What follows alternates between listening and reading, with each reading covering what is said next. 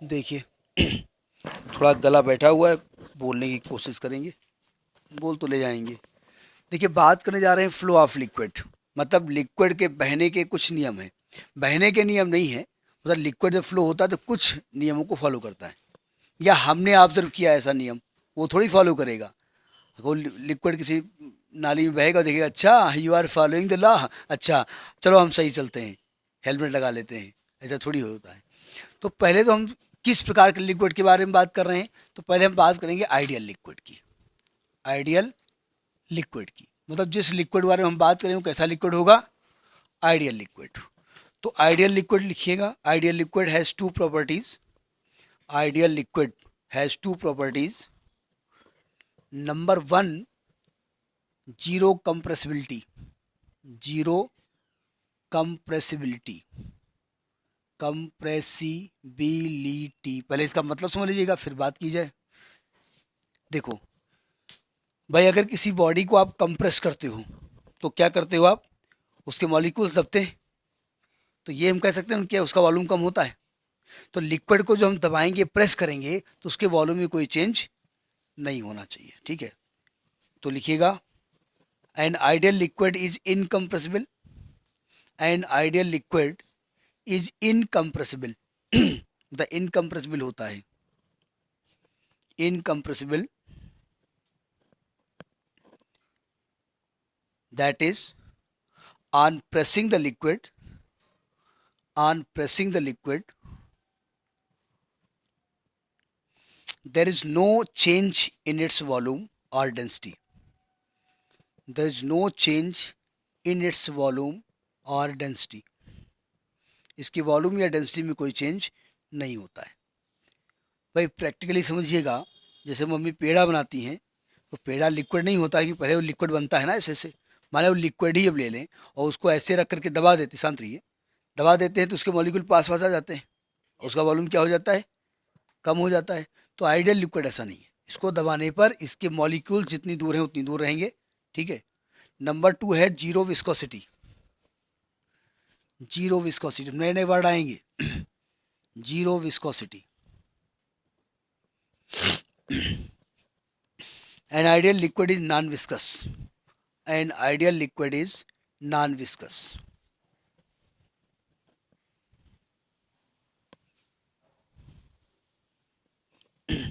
क्या मतलब होता है, एक बाल्टी में पानी भर लीजिए, ठीक है, और वो फुक्कस के ऐसे ऐसे उसको मथिए, ऐसे घुमाइए, तो पानी घूमने लगेगा ना, छोड़ दीजिए उसको, घूमता रहेगा, थोड़ी देर बाद रुक जाएगा। क्यों भाई, जब पानी घूम रहा होगा तो पानी की बहुत सारी लेयर्स होंगी, जब लेयर, हर लेयर दूसरी लेयर को के बीच में फ्रिक्शन फोर्स लगाती है, मतलब दूसरे के मोशन को अपोज करती है।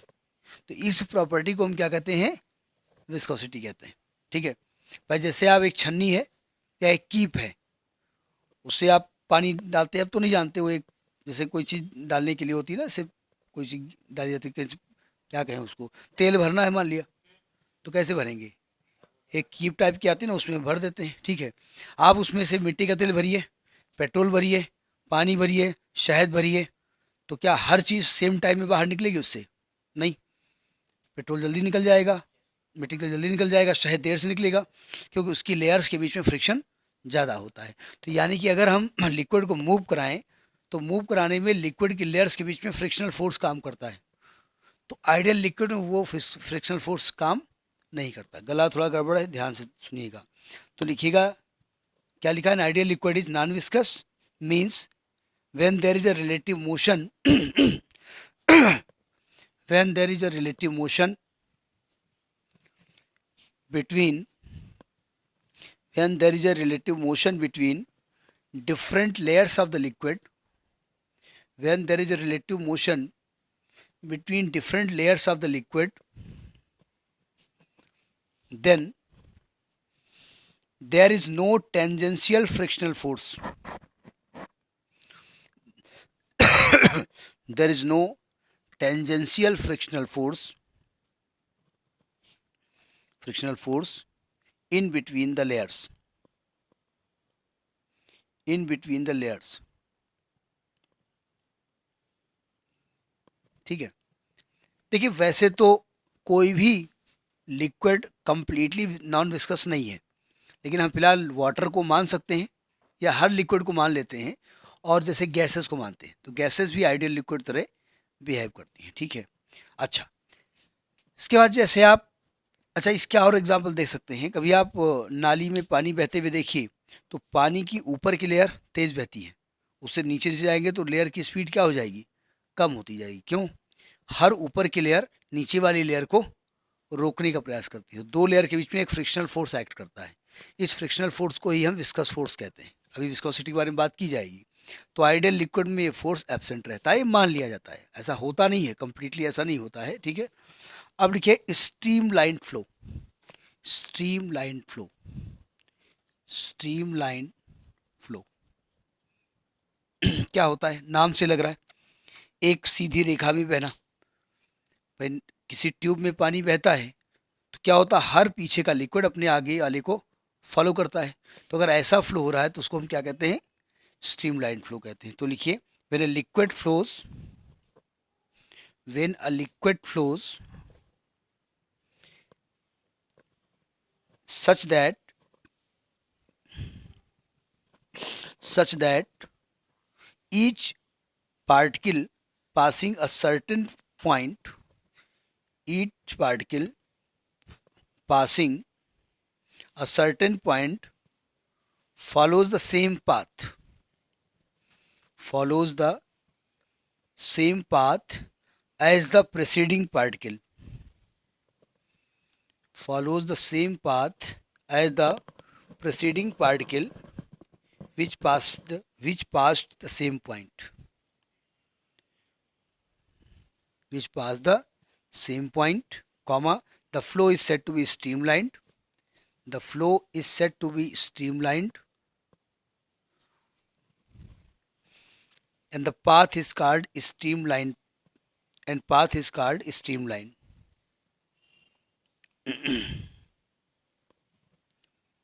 ठीक है। अब जैसे आपने देखा होगा, पानी बरसा और गटर से पानी निकल रहा है बड़ी फ्लो से, तो स्ट्रीमलाइन फ्लो होता है। गटर से पानी, मतलब पानी बारिश हुई और बारिश का पानी गटर से निकल रहा है बहुत तेज़ी से, तो क्या वो स्ट्रीमलाइन होता है, हर एक पार्टिकल पहले निकलने की प्रयास करता है। तो इस प्रकार के फ्लो को हम कहते हैं टर्बुलेंट फ्लो। अगला है टर्बुलेंट फ्लो। टर्बुलेंट फ्लो यानी जहाँ पर फ्लो में पार्टिकल जो है वो किसी भी रूल को फॉलो नहीं करता, ठीक है, हर पार्टिकल पहले निकलने की कोशिश करता है। तो लिखिएगा in this type of flow, in this type of flow the particle of liquid, liquid बोले तो कैसा liquid, ideal liquid, the particle of liquid follow independent path, follow the independent path,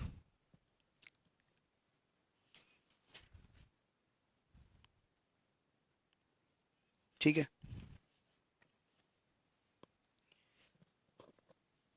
अब नेक्स्ट देखिए, इस बुक में आगे पीछे हम करके पढ़ाएंगे, मतलब इस जो बुक में जो ऑर्डर है वो ऑर्डर इधर उधर हो सकता है, पहले मेन इंपॉर्टेंट पढ़ाएंगे। अब लिखिए principle of continuity. Principle of continuity most important. Principle of continuity, continuity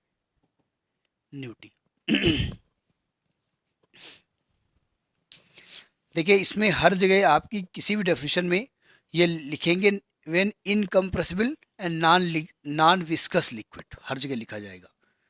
तो अभी हम आइडियल लिक्विड की दो प्रॉपर्टी बताए हैं, इनकम्प्रेसिबल होता है और नॉन विस्कस है। तो हम इनकम्प्रेसिबल और नॉन विस्कस की बजाय हम क्या बोलते हैं, आइडियल लिक्विड। तो देखिए स्टीम प्रिंसिपल ऑफ कंटिन्यूटी क्या होती है, ये कहती है अगर किसी पाइप में फ्लो जो है वाटर फ्लो हो रहा है, लिक्विड फ्लो हो रहा है, कैसा लिक्विड, आइडियल लिक्विड फ्लो हो रहा है, और पाइप नॉन यूनिफॉर्म है। नॉन यूनिफॉर्म बोले तो कहीं पर पतली है कहीं पर मोटी है, ठीक है। तो पाइप की हर जगह उस पाइप का एरिया ऑफ क्रॉस सेक्शन और वेलोसिटी ऑफ फ्लो का मल्टीप्लाई हमेशा कांस्टेंट रहेगा, कांस्टेंट रहेगा। हाँ, तो लिखिएगा when an ideal liquid when an ideal liquid flows in a streamlined motion, flows in a streamlined motion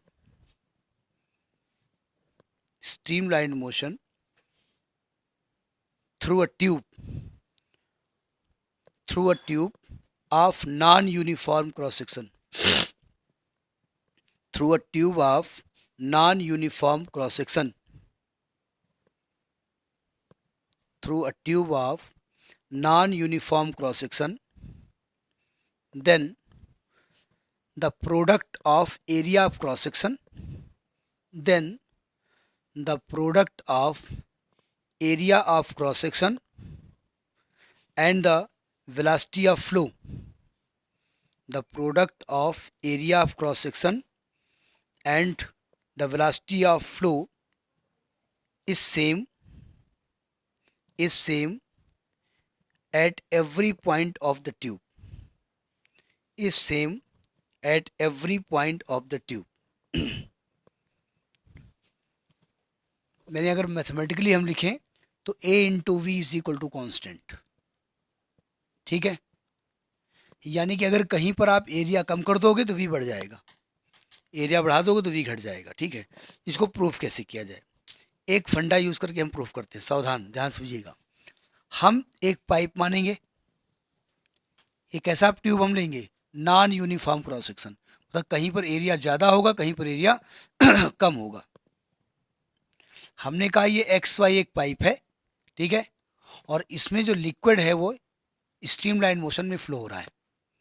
समझ के करिएगा, टफ नहीं है। यहाँ का area of cross section A1 है, यहाँ पर वेलोसिटी ऑफ फ्लो V1 है, यहाँ पर area of cross section A2 है, यहाँ वेलोसिटी ऑफ फ्लो V2 है, और जो लिक्विड फ्लो हो रहा है उसकी डेंसिटी रो है। ये कहानी पहले लिखी हमने, अब लिखिए प्रूफ। इसको प्रूफ करने जा रहे हैं। लिखिए let x y be a tube, non uniform tube. Let x y be a non uniform tube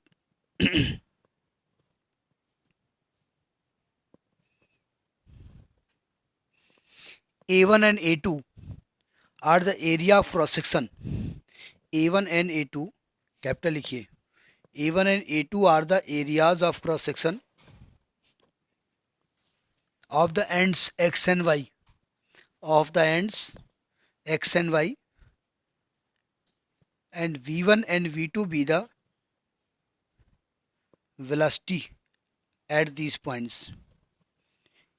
V1 and V2 be the velocity at these points, and rho is the density of the liquid flowing this tube. Rho बनाना आता है ना, rho is the density of the liquid flowing in this tube. फिलहाल इसको हम rough करते हैं, diagram बना दिया आपने, देखो ध्यान से। रफली यहाँ छोटा सा इसका हमने कॉपी बना ली है केवल ऐसे, ठीक है। यहाँ वेलोसिटी कितनी है V1, यहाँ वेलोसिटी कितनी है V2, यहाँ एरिया है A1, यहाँ एरिया है A2। तो समझने की कोशिश करिएगा, सावधान। अगर स्ट्रीमलाइन फ्लो है तो उसके लिए कंडीशन क्या है, जितना लिक्विड यहाँ एंट्री करे उतना यहाँ से निकलना पड़ेगा, जितना मतलब मास। तो हम क्या करेंगे, यहाँ पर जो लिक्विड एंट्री करेगा उसका हम मास निकालेंगे, और यहाँ पर जो फ्लो बाहर निकलेगा उसका मास निकालेंगे, और हम कहेंगे देखो चूंकि जो मोशन है वो कैसा है, स्ट्रीमलाइंड है, इसलिए इनका मास कैसा होगा, सेम होगा। तो मास कैसे निकालें, मास के बारे में कुछ तो दिया है नहीं, 5 किलो 10 किलो, तो मास होता है वॉल्यूम इंटू डेंसिटी। तो वॉल्यूम निकाल लें। तो देखिए ध्यान से, volume of liquid entering at end x in 1 second, 1 second में एंड एक्स से एंट्री करने वाले लिक्विड का वॉल्यूम निकालते हैं। अब 1 सेकेंड में इस एक्स एंड से कितना लिक्विड एंट्री किया, कैसे निकालेंगे। अब ये हमको छोटे क्लास में ले जाना पड़ेगा। देखो ध्यान से, अगर कोई नल है और उसका area of cross section A है, ठीक है, और उससे लिक्विड फ्लो हो रहा है, ठीक, ऐसे लिक्विड निकल रहा है, और लिक्विड की वेलोसिटी v है, और हमने कहा 1 सेकंड में कितना वॉल्यूम लिक्विड इसमें एंट्री किया, तो फॉर्मूला होता है A इंटू वी। मालूम समझ में कहाँ से लिखा हमने? नहीं मालूम। नहीं, कहाँ से लिखा मालूम, कैसे आया ये मैथमेटिकली कैसे आया ये नहीं मालूम। हमने लिखा तो आपने याद कर लिया। सुनिए ध्यान से, हम कह रहे हैं वेलोसिटी v है, इसका मतलब क्या होता है? 1 सेकंड में लिक्विड के द्वारा चली गई डिस्टेंस v है। ठीक, इस पाइप से जब इस नल से जब पानी निकला होगा पूरा मुंह भर के, तो उसका शेप कैसा रहा होगा? ऐसे गोल। और वो जो ऐसे पाइप चला होगा, पानी चला होगा, और 1 सेकंड बाद उसको फ्रीज कर दीजिए, स्टॉप, जमा दीजिए उसको, तो 1 सेकंड में जो पानी निकला उसका शेप कैसा रहा होगा? थोड़ा सा दिमाग लगाना पड़ता ना, एजुकेशन में दिमाग होता है। कैसा होगा शेप? थोड़ा ऐसे ऐसे होगा। हमने ये नहीं कहा कैसा नहीं होगा, कैसा होगा शेप? सिलेंडर होगा, होगा ना। एक पाइप से पानी निकल रहा है, पाइप का एरिया है, वैसे पानी पूरा मुंह निकला और 1 सेकंड उन्होंने फ्रीज कर दिया, बिल्कुल फ्रीज कर दिया, वहीं पर -20 लगा दिया, तो वो सिलेंडर हो गया ना, नहीं निकला। तो यानी कि ये पानी यहाँ पर निकला और हमने उसको फ्रीज कर दिया। तो अब बताओ इसका एरिया ए है। 1 सेकंड में डिस्टेंस कितनी कवर की लिक्विड ने? क्योंकि 1 सेकंड में जो डिस्टेंस कवर करता है वो वेलोसिटी होती है। तो इस सिलेंडर का एरिया ए हो गया और डिस्टेंस हाइट एल हो वी हो गई। और हम जानते हैं वॉल्यूम ऑफ सिलेंडर क्या होता है? एरिया बेस इंटू हाइट, तो ए इंटू वी हो गया, इसलिए ए इंटू वी लगाया गया है। ठीक है, ये कॉम्पिटिटिव एग्जामिनेशन में जब कभी ऐसे नल वाले क्वेश्चन आते हैं तो उसमें पूछा जाता है। तो volume of liquid entering at x in 1 second, कितना वॉल्यूम एंट्री करेगा? A1 इंटू V1, क्योंकि यहाँ एरिया A1 है, वेलोसिटी V1 है। लेकिन हमको तो मास निकालना है, तो मास ऑफ लिक्विड निकालिए, मास ऑफ लिक्विड एंटरिंग। तो मास का फॉर्मूला क्या होता है? Volume multiply by density. Density तो वही रहेगी, चेंज हो जाएगी। यानी कि इस वाले एंड से 1 सेकंड में इतना मास एंट्री करेगा, कितना निकलेगा? तो mass of liquid leaving the end y in 1 second, तो A2 into V2 into rho. अब चूंकि मोशन कैसा है? स्ट्रीमलाइन, तो स्ट्रीमलाइन मोशन के लिए जरूरी है, वैसे मान लीजिए एक कमरे में एक कॉरिडोर हम बना दें, ऐसे एक गैलरी बना दें, और हम कह दें गैलरी में 25 लोग खड़े हो सकते हैं। वहाँ उस जहाँ से एंट्री कर रहे हो वहाँ का दरवाज़ा चौड़ा है, और जहाँ से निकल रहे हो वहाँ का दरवाज़ा पतला है। हमने पीछे 5 लोग खड़े किए और मार के लात अंदर कर दिया 5 को 1 सेकंड अंदर, तो 5 लोग वहाँ से निकलने पड़ेंगे, तभी वो स्ट्रीम लाइन रहेगी। भाई 25 लोगों की लाइन है ना। तो as motion is streamlined, as the motion is streamlined, motion is streamlined, streamlined. तो इसका मतलब क्या हो सकता है कि जितना मास यहाँ से एंट्री किया है उतना ही मास वहाँ से लीव करेगा। समझ में बात नहीं आई? काम खत्म। रो कट गया तो क्या आ गया?